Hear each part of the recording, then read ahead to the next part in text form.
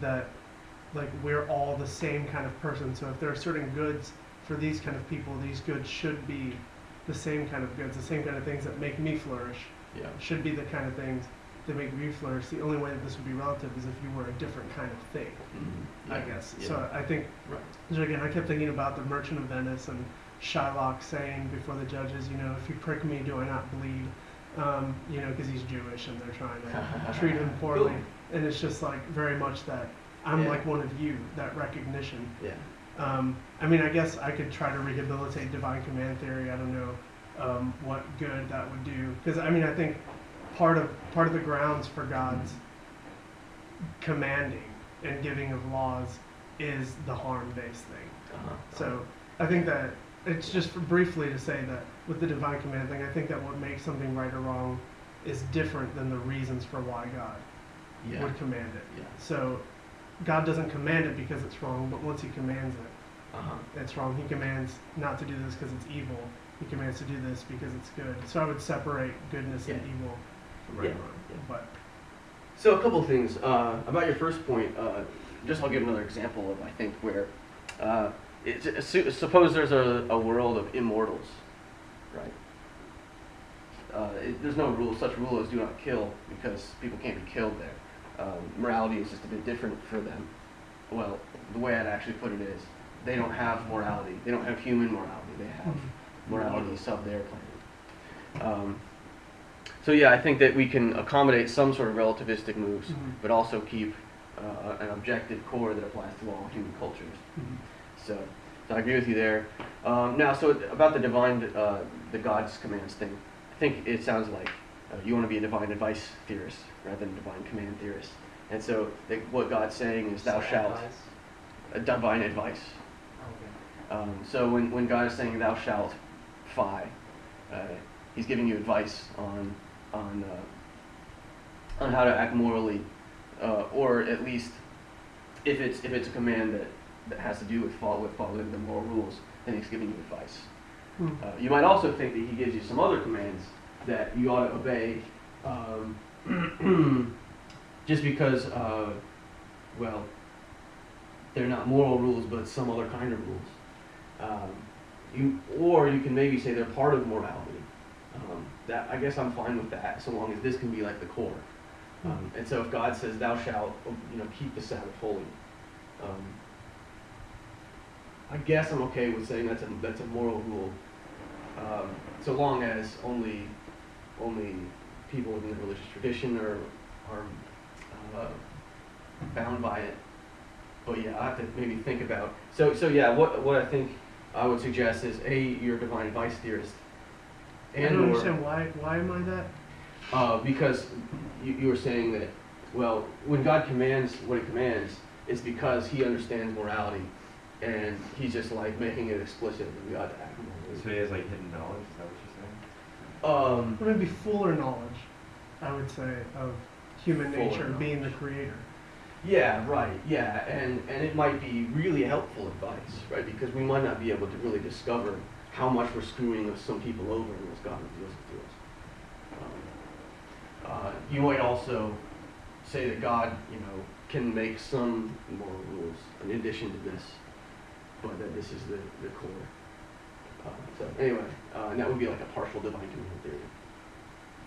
So, but yeah, so who's next?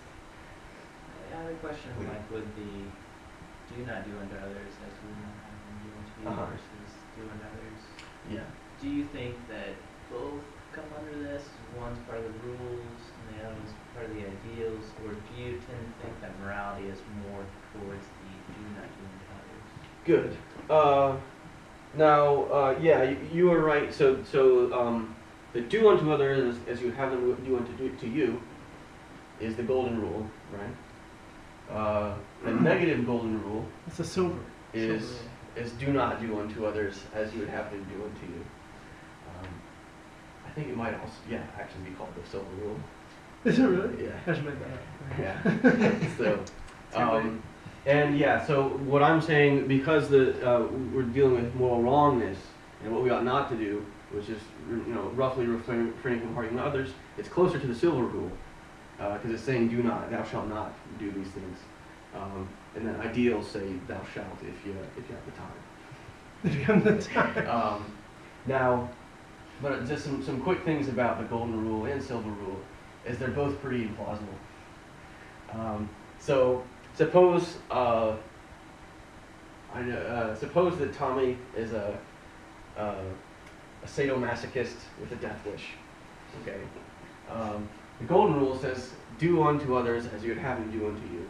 So Tommy has a death wish, and he really likes to be tortured and beaten. Like Rihanna. Whips and chains God. inside her.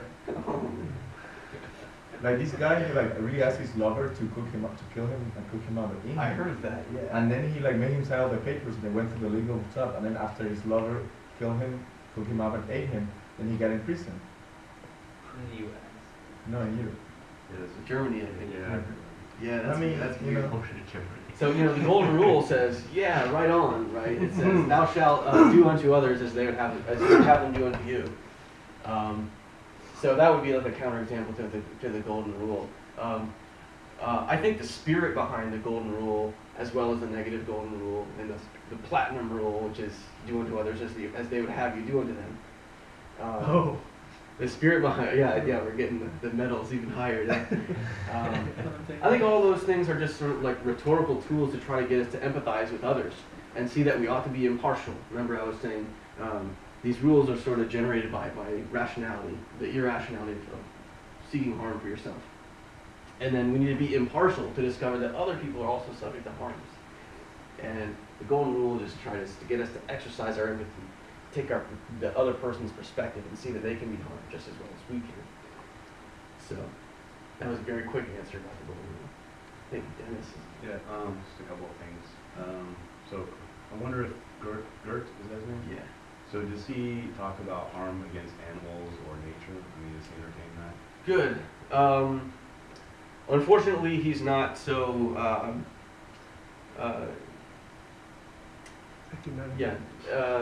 Not so interested in those topics. But if you're asking me, right, I think that conscious creatures, regardless of whether they're human, can be harmed. I mean, certainly beating a dog up, right? That's lame. Right. Is that Gert's terminology? I believe it's very close. I'm not sure if it's a direct quote, but pigs, right? I mean, we shouldn't be too biased about which creatures we think it's wrong to torture. Humans are conscious as well. But killing is okay. Killing animals. Or it is. Well, I don't care what he says about that, right? I mean, I want to know the truth, and I think that killing animals probably, depends on which animal, right? If it's at the end of its life, and it's, been a free-range bird, lived a good life, it's definitely on its last leg, maybe even you're putting it out of its misery by killing it, that's cool. We would maybe say the same thing about a human being. Letting a person die. Yeah, letting a person die who's on their last leg and it's going to have a rough time for the next few months. Yeah, euthanize, maybe, sometimes, What about roach jumped in my neck across it? Oh shit. Well, is the roach capable of feeling pain? Is the roach conscious? Can it understand moral rules? Probably no to all three of those questions. So the other question I had. But a cat, right, can feel pain. A cat is conscious, presumably. So you shouldn't go like this to a cat and feel pain. Yeah. Roaches are probably different from cats. Yeah. What about fish? Fish, difficult question. There's lots of dispute, I think, about that, about whether fish can feel pain, about whether they have consciousness, if any. Yeah. Well, it sort of becomes a continuum, right? But then again, isn't that just centered around people being people? Yeah. Do we care more for animals that are just more like us because they're more like us? Well, I don't think that it's that simple. I think that there really is value to consciousness. So even if we met some alien species that were it's hard to imagine, but had some sort of like higher form of consciousness, and it was actually very clear to us.